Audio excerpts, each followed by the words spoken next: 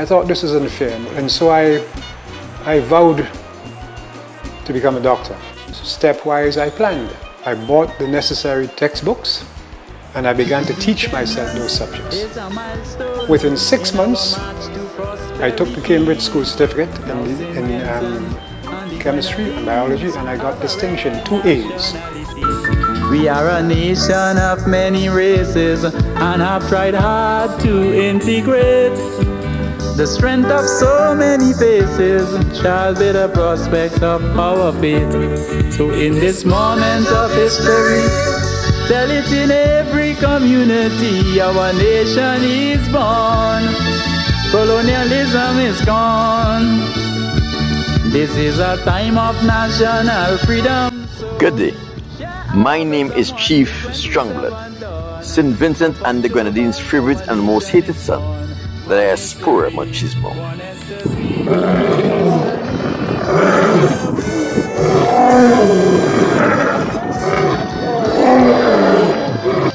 For this year, 2022 Independence feature, we are going to deal with people who made St. Vincent and the Grenadines and Vincentian proud.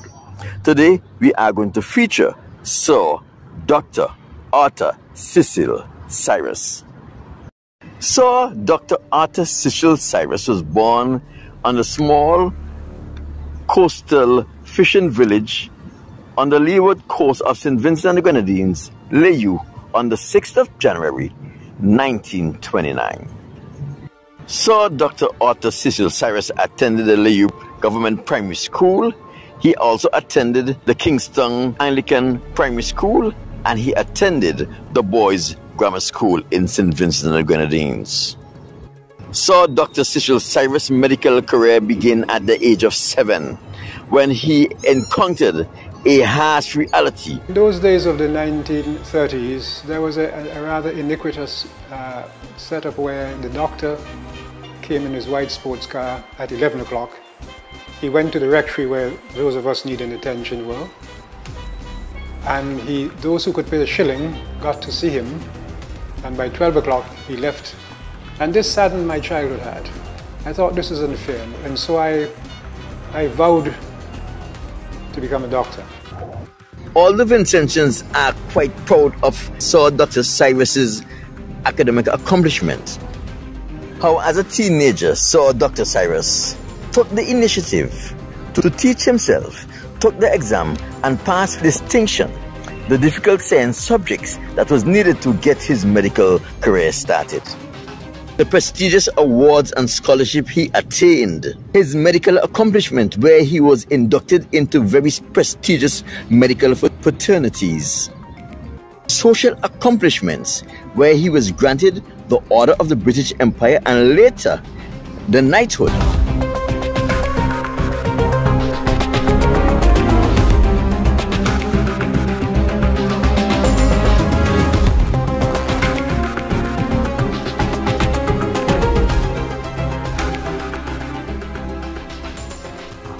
This year's focus will be on his grassroots activities and how he affected the people and how the people reacted to him in return. In 1950, Sir Dr. Cyrus' medical career formally began when he journeyed to Europe and attended the Queen's University in Ireland. After 13 years in the United Kingdom of study, internship and practice, he returned to St. Vincent and the Grenadines in 1963. When Dr. Cecil Cyrus returned to St. Vincent and the Grenadines in 1963, he was appointed consultant surgeon at the Colonial Hospital, which was later renamed the Kingston General Hospital and later renamed Milton Cato Memorial Hospital. On taking up the post of consultant surgeon at the Colonial Hospital, Sir Dr. Cyrus discovered 3 troubling realities. There was a huge backlog of people who needed surgery to be done.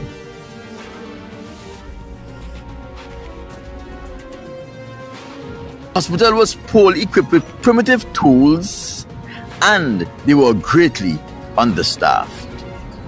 Dr. Cyrus, being the first Vincentian trained surgeon and the only one at the time, and being possessed by a childhood commitment he made to himself, decided to tackle this Herculean task of reducing the amount of surgery that was in the backlog. Even the daunting reality of a poorly equipped and understaffed facility was able to break his spirit. In the commitment he made to himself as a 7-year-old, as the only source of motivation and inspiration he needed, he pressed on in his plight to bring relief to the suffering of St. Vincent and the Grenadines. Almost single-handedly, saw Dr. Cyrus was responsible for reforming the health sector of St. Vincent and the Grenadines.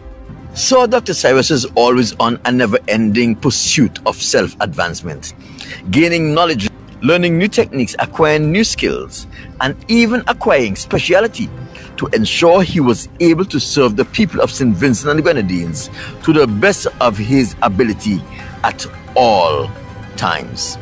So Dr. Cyrus was not only concerned about his own advancement, but he cared dearly for the advancement of the people who work within the health sector. He was a teacher by nature and always conducted lectures at the facility to ensure that all staff were on point in every aspect of their work. Even the male and female attendants on the ward were required to attend those lectures. A story is told that once Dr. Cyrus was having a lecture on the ward and he heard noise coming from the source. The source is where the male and female attendants were responsible for cleaning the bedpans, urinal cups, and other hospital utensils to ensure that they have clean utensils used at all times. Dr. Cyrus left what he was doing, went to the sluice, and saw a female attendant busy cleaning the utensils there. So Dr. Cyrus, in a firm voice, asked the female attendant, "What are you doing here? Why are you not in the lecture?"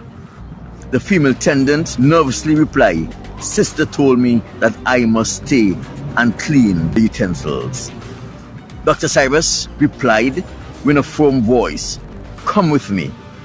He walked back to the lecture hall and he said, "Sister, when I say everyone must attend the lecture, I mean everyone." The female attendant took her seat and were part of the lecture, although the lecture that was being given had nothing to do with her service. So Dr. Cyrus knew that a person was more than what they were employed to do, and everyone has potential, although he don't speak about it. So Dr. Cyrus have turned down many financially lucrative offers to join prestigious practices and institutions within the diaspora. But because of his commitment to his people, he refused to accept any of those offers. At this stage of St. Vincent and the Grenadines' history, many Vincentians walked around with medical conditions that impaired their lives, conditions that could be taken care of with a surgical procedure. Many Vincentians had cataracts in one or both eyes that vastly impaired their ability to see. They walk around with bulky bandages on their feet to hide ulcers, etc. Possessed with the childhood commitment he made to himself, went about taking away the pain and the shame that these conditions lend to Vincentians. Many often take the pain, the shame, and the inconvenience that these people suffer for granted, but not Dr. Cyrus. Many people who walked around with bulky bandage on various parts of their foot to hide the obnoxious ulcers they were cursed with no longer had to walk around with those bulky bandage, and they no longer were restricted to wearing long baggy pants and very long skirts to hide their shame. Using tools Dr. Cyrus developed himself, he graft skin from their back and buttocks and covered their ulcers, bringing healing to a shameful problem they would have carried for many years. Now, they could attend the beach and enjoy a sea bath with their friends and family. They can go to the river and have a river bath or wash their clothes with other members of the society without the shame and scorn they would have received otherwise. saw Dr. Cyrus remove hundreds of cataracts, giving Vincentian back the full use of their eyes. Move many tumors and abscesses. He corrected many deformed bones, and he corrected many cleft palates, giving hundreds of Vincentians the opportunity to go about their daily task with the pride and dignity he wanted to see the Vincentian expressed. In the 60s and 70s, so Dr. Cyrus was the most popular Vincentian there was. Everyone had a healing story from Dr. Cyrus. So Dr. Cyrus won the hearts, the love, the confidence, and the appreciation of every Vincentian. And on the day that he had clinic, his clinic was so filled, there were too much people for him to adequately provide service to.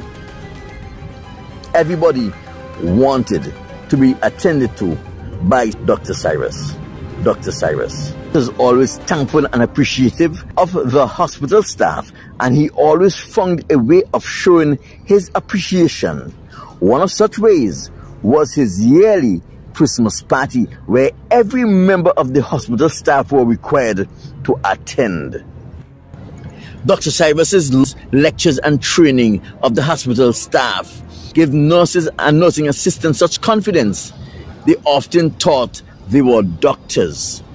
Male and female attendants often help out in simple and minor procedures.